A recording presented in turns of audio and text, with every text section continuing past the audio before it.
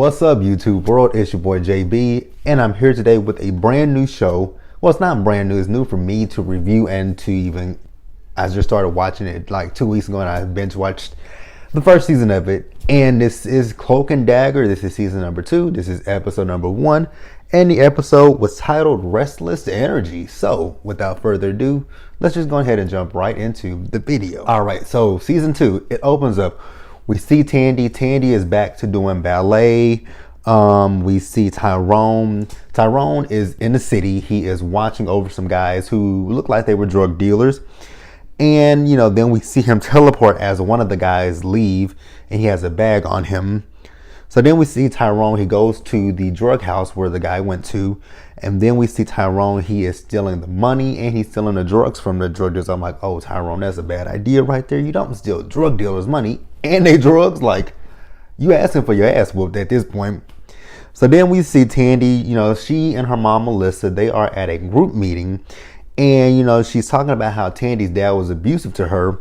But she never really told Tandy. She always, kept up a facade that Tandy's dad was this good person, when in actuality, he was an abusive asshole who liked to hit women. And, Tandy said that, I understand why you lied to me, and I'm, but she didn't, the counselor asked her, how did she feel? She's like, well, I'm not really sure how to feel, but she does, at the end of it, say that her mom is heroic. And, her mom doesn't really feel like she's too heroic because, I lied to you because he beat me. But, she just doesn't feel that way. So then there's this other girl there. Her name is Michaela. And, Michaela is, the counselor's asking her why is she there. And she said, oh, because my friend told me that I have to come here in order for me to stay with her. And I'm trying to crash with her. And her boyfriend, we find out that her boyfriend is abusing her. But I guess she doesn't quite see it that way, that her boyfriend is abusing her. I hate to see that when women are being abused by men and they don't want to speak up about it. Like, things can end so badly. You could end up dead. It's just a lot of stuff that can happen when it comes to abuse. And I wish people would speak out more about it and, not be afraid of the man, or even men in, situations where men are abused by women. I just wish that people would just speak up on it and not be afraid to talk about it. That's just how I feel. Okay, so next we see O'Reilly. She's at a gun range. And she's doing her target practice, but she's not doing good at all. Like, she's missing the target. And then we see her, she goes out to her car. And, you remember last season she got into that fight with the cop and, she fell. So shoulder was messed up. So we see her and she's in her car and she pops out, goes to her glove compartment, takes out some pills, and I'm like, oh my God, she's on pills. So then out of nowhere, Tyrone just whoosh, teleports in her car. I'm like, whoa, where the hell did Tyrone come from? So Tyrone shows up with the drug money and the drugs that he got. And she's like, what the hell are you doing? Like, I told you that to keep your head low, not to get, because what it is O'Reilly told Tyrone that, they were I guess they were trying to push drugs into the church. So she was giving him a heads up. She didn't mean for him to go all vigilante and try to steal their money and their drugs. So, she's like, I wanted you to let the cops handle it. He was like, right, the cops. The same cops that are after me for a, quote, murder that I did not commit? Yeah. How was that going, by the way? And, she's just telling him, like, hey, keep your head down because O'Connor, he's still MIA, so you are still a wanted man. Like, I don't want you to create a drug war. Like, please, Tyrone, keep your damn head down. But, Tyrone just doesn't have very much faith in the cops in New Orleans, which, after last season, I don't blame him. So then we see Tandy and her mom. They are getting ready to leave, the group meeting. And then Tandy goes over and talks to the girl, Michaela. And Michaela also, I forgot to mention that she dropped her wallet with her ID in it when they were in the meeting. So, Tandy saw that. Tandy picked it up. And that's what, Tandy handed it to her. And, Tandy was trying to talk to her, trying to, get her to open up. But homegirl is like, nope. Not opening it up to you because I don't know who the hell you are. So, no. Okay, so then we see Tandy. She goes to the hideout where Tyrone is. And it is movie night for them. And it was really kind of interesting to see them that they are watching VHS tapes. I'm like, whoa. No, well, I was about to say nobody has VHS tapes, but this guy has VHS tapes. Like, if I were to turn my camera around and let you guys see, like, I have a whole line of VHS tapes right here in front of my camera and my lights. Like, I have VHS tapes. So she tells Tyrone how things are good with her and her mom right now, and then she's trying to talk Tyrone into doing something to get himself out of that environment where he doesn't go stir crazy. But he then tells her about us, because she was like, "What is this that we're watching, Zorro?"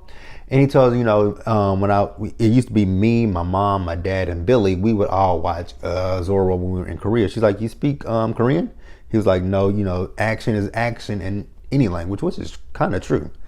Because I watched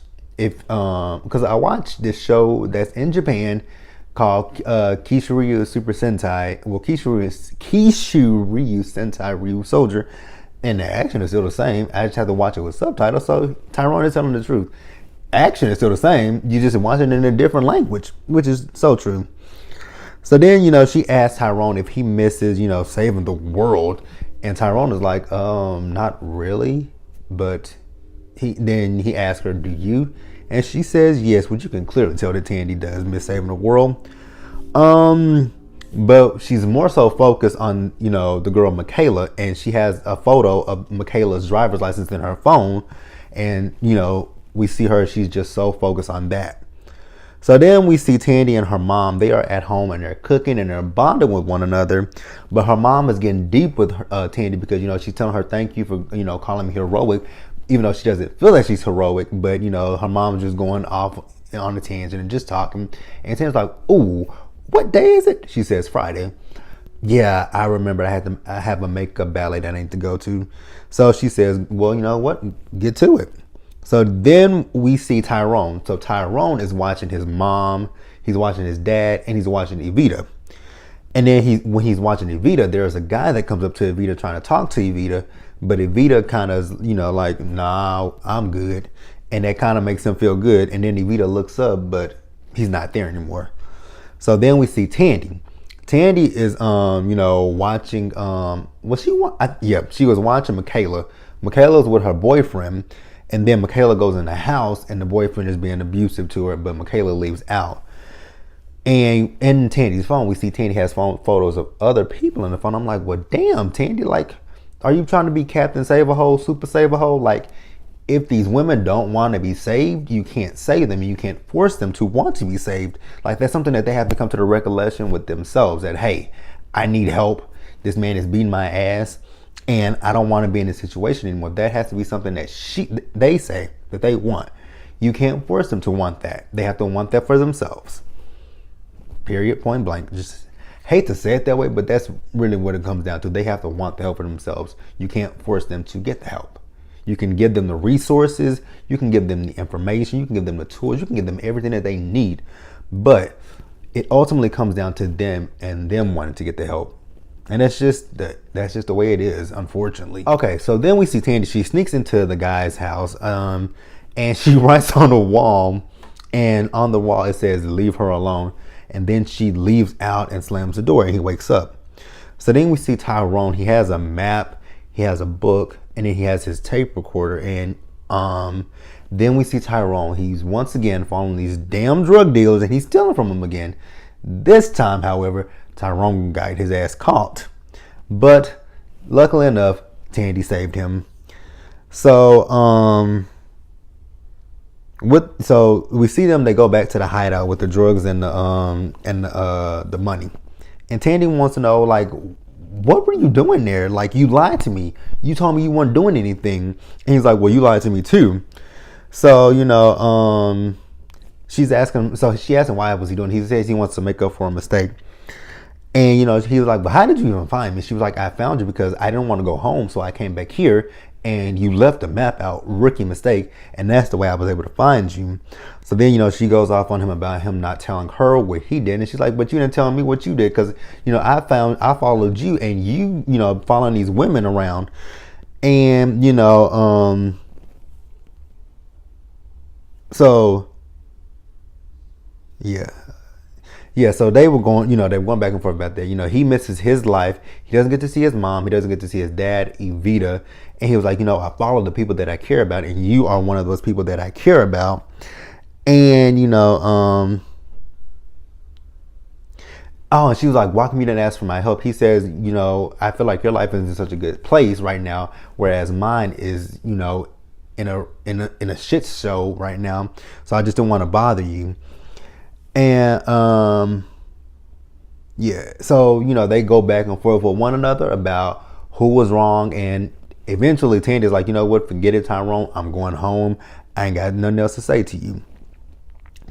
So then we see O'Reilly.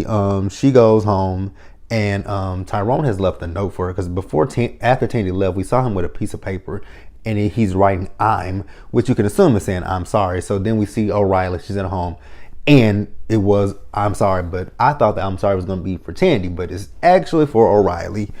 And then we see Tyrone. He's outside of her house. He's eavesdropping as she gets a call, and whoever's on the phone with her, they're telling her about there's all the drugs and money being stolen.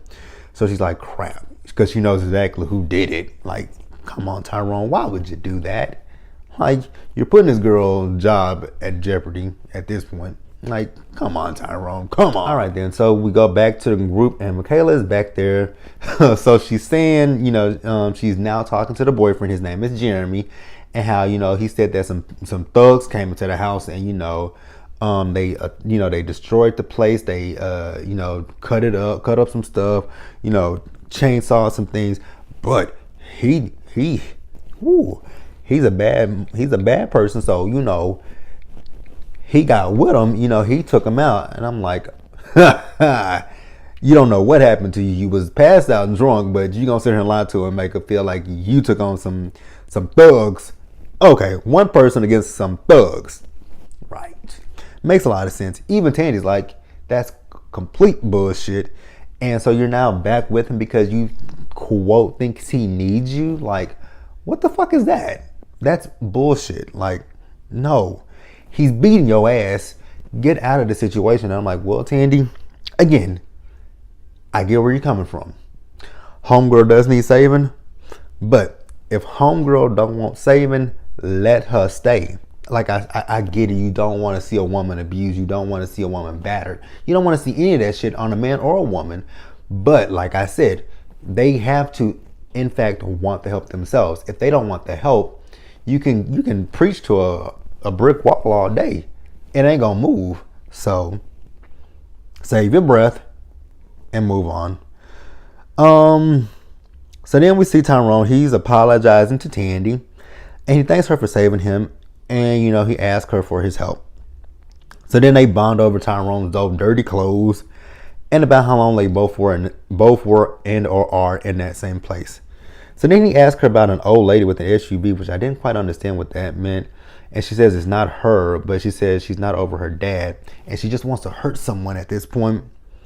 And then, Tyrone says he's just angry at the world. And, he talks about how good Evita looks and how sad she looks at the same time.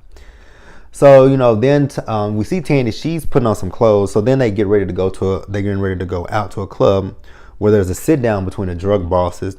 So then we see Tyrone, he slips under the table and he plants the recorder that he has under there so he can record the conversation that happened so he can give it to Bridget.